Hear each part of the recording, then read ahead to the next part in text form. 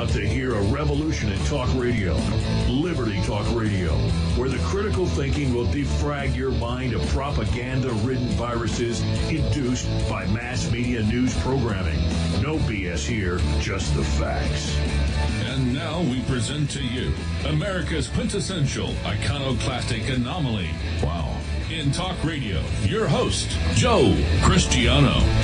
Welcome, everyone, to Liberty Talk Radio, America's libertarian voice, broadcasting from our studio in Tulsa, Oklahoma, to around the world. I'm your host, Joe Cristiano, and this is your antidote to popular talk radio. Today, we are pleased to have as our guest Mr. Stephen Schwertley.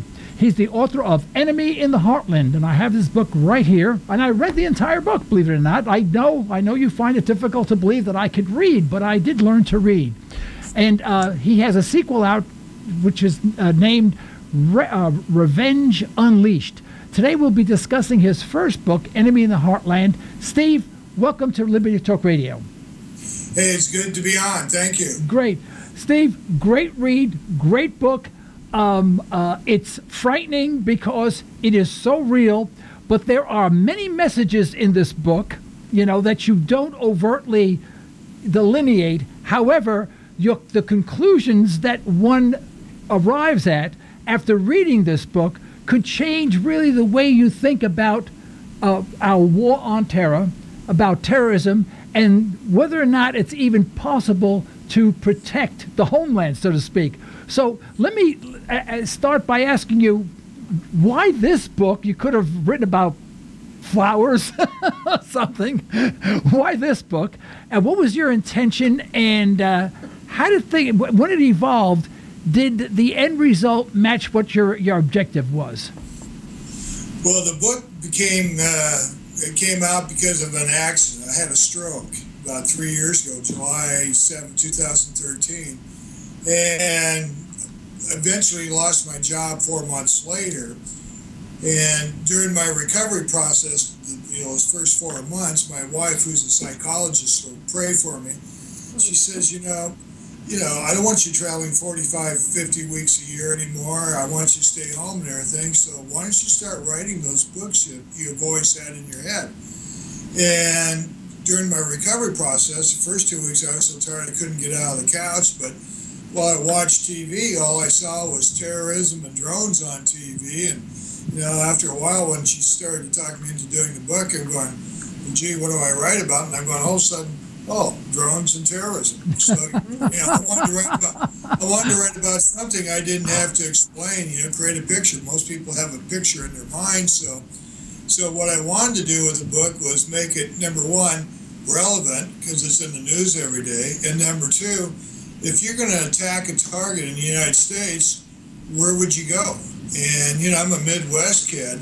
And that summer that I was writing the book, I went back to visit one of my cousins who was dying that I grew up with on a farm in Iowa. We went to those little freaky things called a tractor pull, and it was sunset, and heard this little bzzz, and looked up in the sky about 50 feet above the track, and here was a drone. Somebody was filming a tractor pull. I'm going, okay, this is where it's going to happen. So, it was kind of like fate. So, because I figured, hey, if you're going to really scare, the populace in the United States, let's go somewhere where they don't think they can be hit. They're too far away, because of distance and time, they're immune to a hit. So that's why I picked the Midwest for the drone attack in the book. Yeah, I would have preferred you pick California, by the way, but you did pick a town very close to where I live right now. And I thought that was interesting because what you hear from the naysayers and those people who are alarming people saying, hey, be prepared for something or anything, they say some of the worst places to live would be the East and West Coast. And you're much safer being in the heartland, so to speak.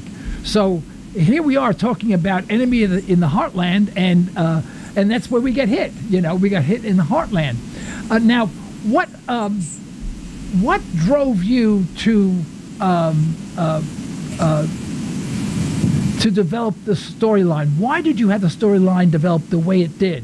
Which I thought was incredibly realistically, it was too realistic. It bothered me so much. But I mean, that's the mark of a very effective book. Well, thank you. No, I used to be in sales all my life, traveling 40, 45 weeks a year. And I worked for 2 European companies at the time, one in Germany and one in Italy. So I had some travels over in Europe. And so I wanted to include that into the book, broaden the horizons of the book.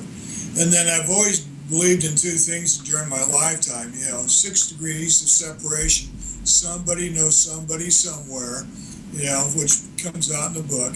And fate, if you went left instead of right, what would have happened to you? So the storyline kind of starts out where, two old friends meet each other since, they hadn't seen each other since they were kids, and one of their grandkids was in trouble. And of course, you always have to follow the money. There's some money involved in this. But it turns out that the kid that his old man's worried about is involved with a bunch of other college kids that went to school in England 13 years ago, and they're going to go out and attack the United States just because of retribution for, like Desert Storm and the other part of the group of bad guys. Their relatives own a munitions factory in Germany, and when there's chaos and strife in the world, they sell more guns and bullets, so why not join along and finance it? So that's where my devious mind went. Yeah. Steve, could you get a little closer to your microphone? I think that would help a little bit, because we're getting a little bit of an echo in there, and there you go. Okay. How's that? Okay, that's a little clearer, yeah. Okay. Now, I came to a few conclusions, okay? First, it's very difficult to detect who a terrorist is. I mean, there's no sign. They don't wear a sign, I'm a terrorist. They don't necessarily look like a terrorist. There are people who own companies and businesses, and they may be terrorists or involved in terrorism. So determining who a terrorist is very incredibly difficult, if not impossible. That was one conclusion. Is that a valid conclusion from reading this book? Well, if you watch the news nowadays about the attacks in France and Germany and even here in the United States, you'll hear the media talk about, well, yeah, this guy was a suspect or, a potential candidate to be a terrorist. But for one person to be monitored 24 hours a day, 7 days a week, you're involving 30, 40 people, right? Law enforcement people, and just the sheer numbers that it takes to watch maybe 100 people just about consumes the resources of one country. Right. Well, that was going to be my next point was that for every dollar a terrorist organization spends, we probably have to spend hundreds of thousands, possibly millions for every dollar they spend. And so there's no way you can win that, but there are ways to avoid it. And that's one thing our government doesn't do, is learn how to avoid a terrorism attack. And when I say avoid it, I don't mean sending troops over there to kill more people. Well, I think what happens is, the government's got to play kind of like poker.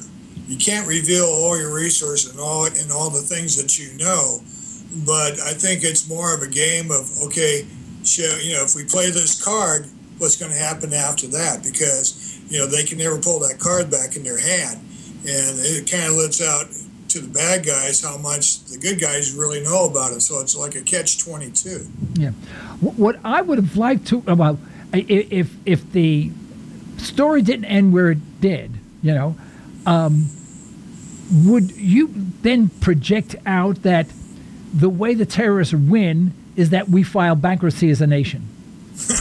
No, really. I mean, what else are you going to do? I mean, you can only dedicate so many resources to something, and if you're spending thousands of dollars to every $1 they spend, and probably sometimes much more, because it costs thousands of dollars just to put one jet in the air, one surveillance jet in the air.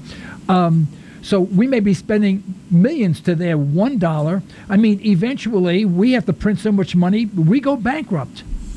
Well, there's an easier way of doing it, and I'm surprised the media hasn't caught on to it. How do all these guys talk? Do you know how they communicate most of the time? Nope. They say it on TV, but nobody's really thought about it. It's all social media. Oh, yeah, right. That's correct. And they're talking about social media this and social media that. And that's how I kind of got it going in the book, because when I get up in the morning and walk my dogs for therapy and shut them up, I walk by several street corners where there's kids, when the sun comes up, sitting on the corner waiting for the buses. And they're all plugged in with their, iPods, and I'll say hi, and they'll go like this. Kids are taught not to talk to strangers. Well, I've lived here for 15 years, so I'm kind of odd looking, but I'm not a stranger. And they'll now kind of wave to me. But I started teaching school a little bit this last year. I'm going to do it full time this year just to get out of my cage here to kind of get rejuvenated. But it's amazing how social media has broken down verbal communication between people. I mean, how many times have you gone to a restaurant and they're going dick, dick, dick, dick, dick with their little phones, and they're not talking to each other, right. And you can figure out, okay, those guys are married because they're not talking to each other, and the other ones over here, they're talking, but the phones haven't come out yet. But you see it all the time. And my wife, who works with a lot of large companies putting together marketing and sales and management teams, she'll always get somebody coming up to her going, what did that person mean by that email? I don't understand the email. My wife's going, why don't you pick up the phone and call him? I mean, it's just kind of like something's been disconnected. And I think about the old Star Trek series, where the Borg are in the Star Trek series, and we will assimilate you. Resistance is futile. I think in right. about 30 years, these kids are all going to have a chip in their head. Yeah, that's right.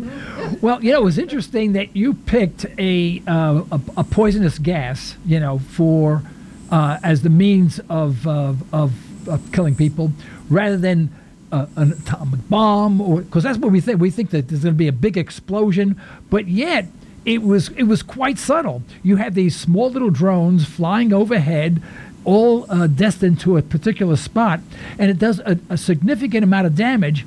But the amount of damage from your book really doesn't matter.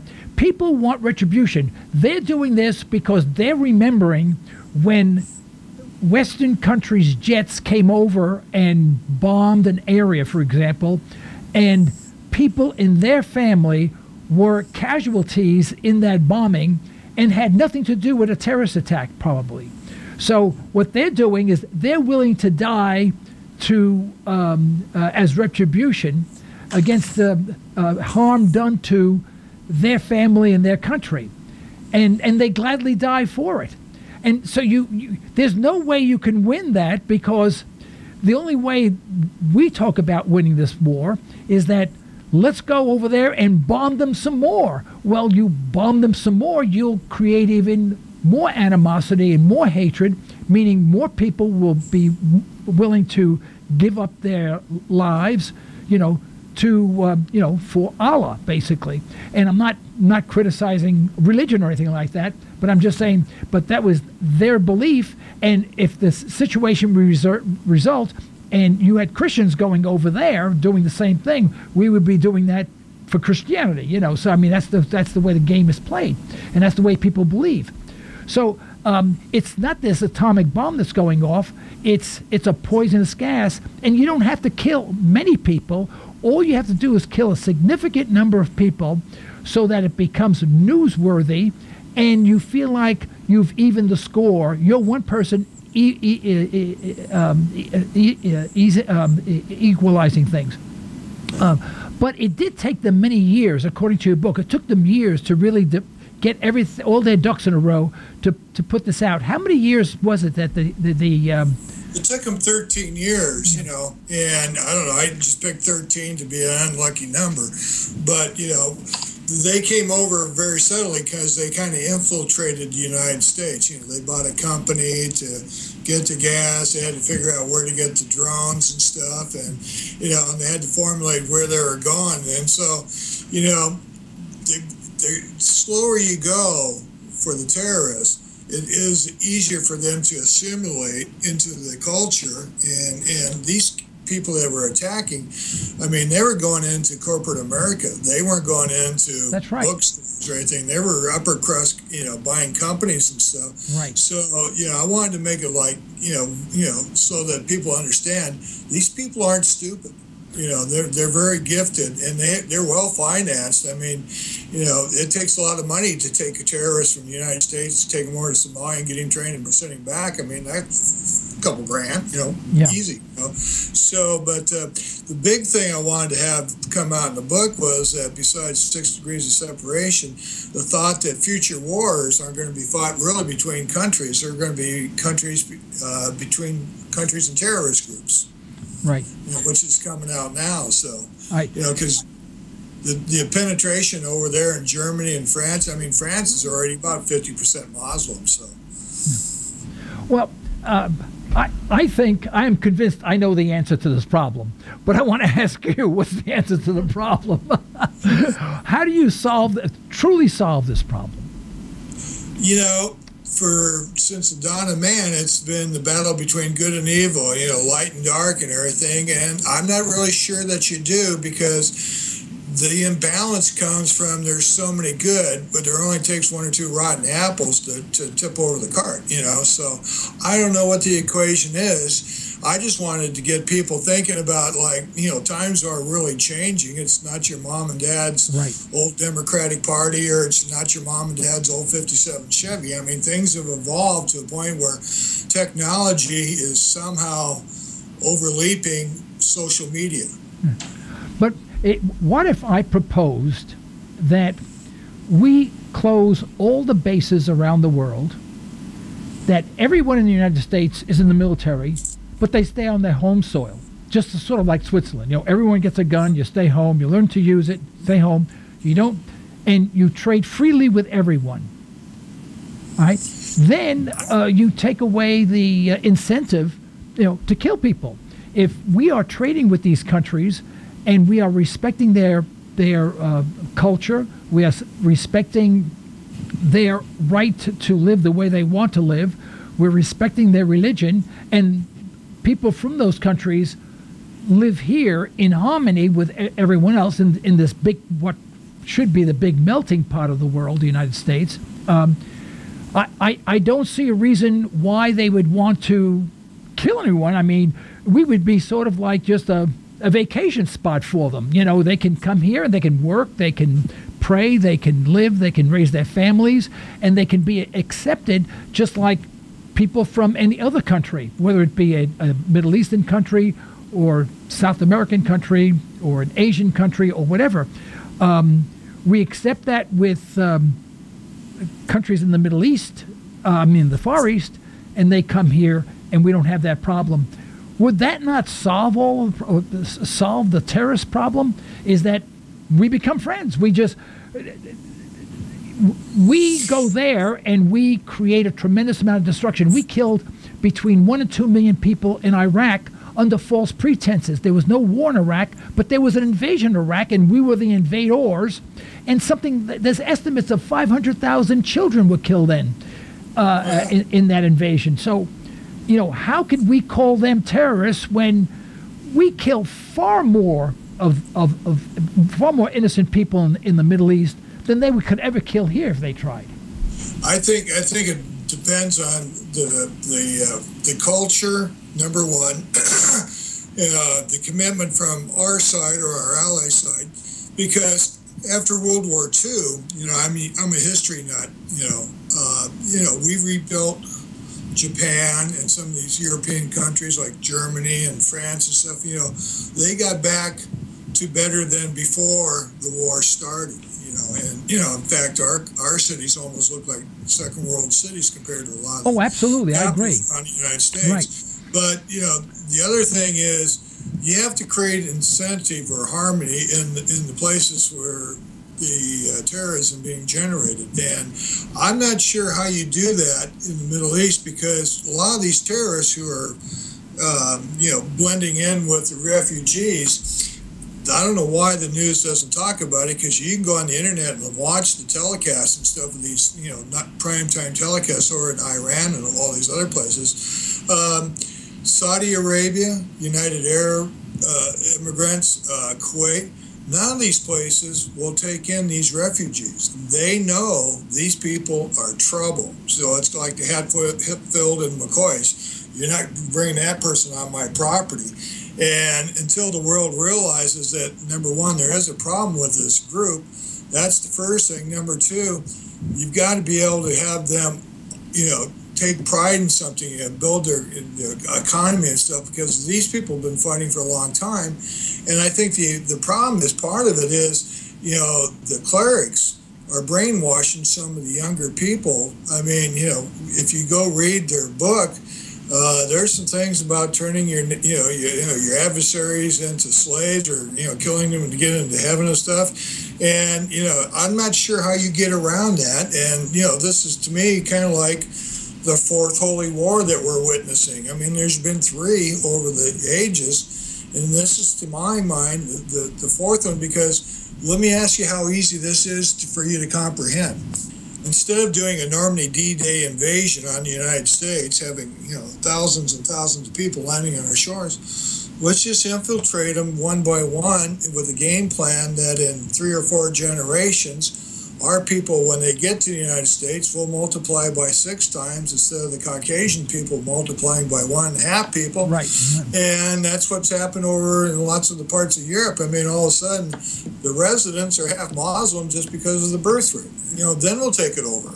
Yeah. That's I agree. But that's if we continue to treat them as enemies. They don't do that to Switzerland, because Switzerland doesn't go out, doesn't take its army, which is its people. Basically, the army is its people. Hitler didn't want to go there because he knew if tanks rolled down the main streets of Switzerland, eventually the tank commander and his troops in the tank had to get out of the tank. They had to leave. They couldn't live in the tank. They had to go to the bathroom, or they had to leave the tank. But as soon as they got out of the tank, pow! Bingo, they were gone, because everyone had a gun. He was smart. He said, hey, Switzerland's not a good place to be. It's very dangerous. And they're not bothering us. We won't bother them. And I'm saying that, I don't worry about people that I have a good relationship with. I don't think, well, I wonder if this person's going to harm me tomorrow. Except for my board operator. He always aggravates me. But that's another story, But I don't worry about, even my board operator, stabbing me in the back when I turn around in the studio, But if in fact I treated someone unfairly, or if I went and I hurt someone in his family, or I killed his daughter or his son, I wouldn't want to be in the same room with him, and vice versa. So, I mean, it's basic, to me, it's just basic human knowledge and behavior, that if you align yourself positively with people, there's no reason for the terrorism. I mean, because in those countries that don't bother other people in other countries, they don't get terrorized. Well, guess why? Because they're not bothering them. So I said, let's not bomb them. Let's free trade with them, and no government programs. I mean, if you want to buy something from Saudi Arabia, from Yemen, from wherever it is, or from Iraq, Iran, even Iran, free trade with them. Get the government out of it altogether. I mean, and if you treat free trade with people, people will love you. Back when the Ayatollah Khomeini was in power, the U.S. kept an arm's length from Iran. Here's an interesting statistic. And, they do this survey every once in a while about which countries in the world, peoples in countries in the world, are most amicable to the United States. Which peoples want to be like the United States? And when this was done back in the early 1990s, I think Buchanan did this particular survey. They was shocked when the most positive comments came from Iran. And they said, wait a minute, Iran is one of our enemies, And the reason being is that because of the Ayatollah Khomeini, we stayed out of Iran, we didn't bother them, and people wanted to be like Americans, more so than anyone else in the world. That should have been our lesson. And yet, now that we are interfering with Iran again, now they hate us just as much as they ever have. Yeah, look at Egypt and Libya. What's happened in the last decade with those? Yeah, but we're not the world's. I mean, why are we there in the first place? Well, I mean, do we have people in Egypt coming here and running our country and telling us? Do we have their troops in our country? No. Yeah, no, it's a crazy deal, and that's why I think people as they get older, they look back when they were in their teens and 20s and 30s, are going, God, why did I do this? And I think nations are the same way. They need to go back and look at their successes and failures, and some countries do that, some don't, and it just. That's why there's chaos in the world, and that's why it's so easy to write about terrorism instead of children's books. I agree. The United States has a great formula. If it doesn't work, and if it fails, let's do it again. Yeah. I mean, that's basically what our system is.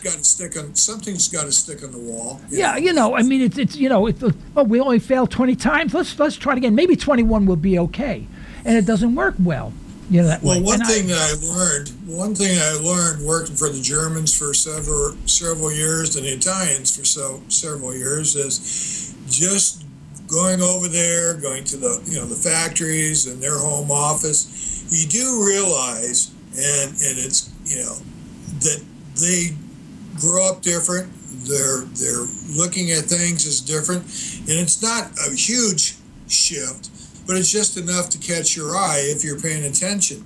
And, I can remember taking one of my younger associates over there to Italy one time when we got there on a Sunday afternoon, and I gave him a bunch of candy bars and some jerky. He says, "What's that for?" I said, "That's your dinner tonight." He says, "What do you mean?" I said, "We're in a little town of about 12,000 people, and everything's shut down for Sunday night." He goes, "What?" I said, "Yeah, And then the next morning he's going, "What's this food?" Just there are so many little differences that people don't realize that do make people think a little bit differently. Those people over there, that's where apprenticeships started. Back in Germany and back in the Middle Ages. And you see these same guys doing the same jobs with the same trench coats on in the factories, putting together machines and everything's impeccably clean and everything, unlike what you see over here in the United States where things are basically disposable. Right. So just that disposable or long-term thinking right there is a subtle difference that I don't think is usually taken into some of these equations that you're talking about. Yeah, but let me ask you this question and give me your best shot at it. If, in fact, we had never invaded any country in the Middle East, we had left them alone, free traded with them, not restricted them from doing whatever they wanted to do because what they do is their business, just as if they don't tell us what to do, right? Do you think we would have the terrorism we have, the fear of terrorism today in the United States? I don't know, but my first thought is probably not as much. I think you're pretty much right about, hey, treat your neighbor nicely and they'll probably do the same to you. You would hope that prevails throughout the world. My wife said something to me once before I started to write the books, and I want you to think about this because the more I thought about this, we've been married for 15 years now, going on 16. We met online, and she's from South Africa, and she's one of the smartest people I know. She says there's a thin line between brilliance and insanity. That's right. Yeah, I've heard that. Yeah. And I say to her when she gets on her broom and zooms around the house at 100 million miles an hour, yes, dear. But the more I deal with people, especially the last 10 or 15 years in upper management with different companies and different countries, I did see that. I mean, there are some really brilliant people, but then sometimes you're going, well, it's like they can't take that step. I mean, it's just like, their mind's just zooming, and you're going, okay, it seems logical to me, and all of a sudden they can't see the problem. They get to that level, and I'm not sure what it is. All right, now I have to ask you about those people running for office. Of course, Donald Trump said, we're not going to have a problem with terrorism. We're going to shut down our borders. We're shutting everything off, and, if they do something to us, we'll go back and we'll even the score really well, however, whatever he says. But it sure sounds like he's going to, not send 1,000 troops. He'll send 2 million troops, and he'll fix everybody. What about that talk? I respect the man for the empire he built. I mean, he's done something I couldn't do, or you haven't done. A lot of my friends haven't done so. He has some gift for something. Everybody, I believe, has a gift. Well, I built an empire, no, Steve, but it's not worth $5 billion. But go ahead. Yeah. It's $1.36. You know, I have a $1.36 empire. I've lost more money than I've saved, but you know, it's to me, if he does get to be president, it's not going to be him that's going to initiate peace. It's going to be the team that's around him. And anything that you've ever seen successful, Fortune 500 companies, sports teams, it's the mission and the team that is behind it to implement it. And, you know, that's the great mystery. And then you look at the other side of the fence, and you've got Hillary. And, you know, I saw this morning that, 67% of the people, according to some poll, don't trust her.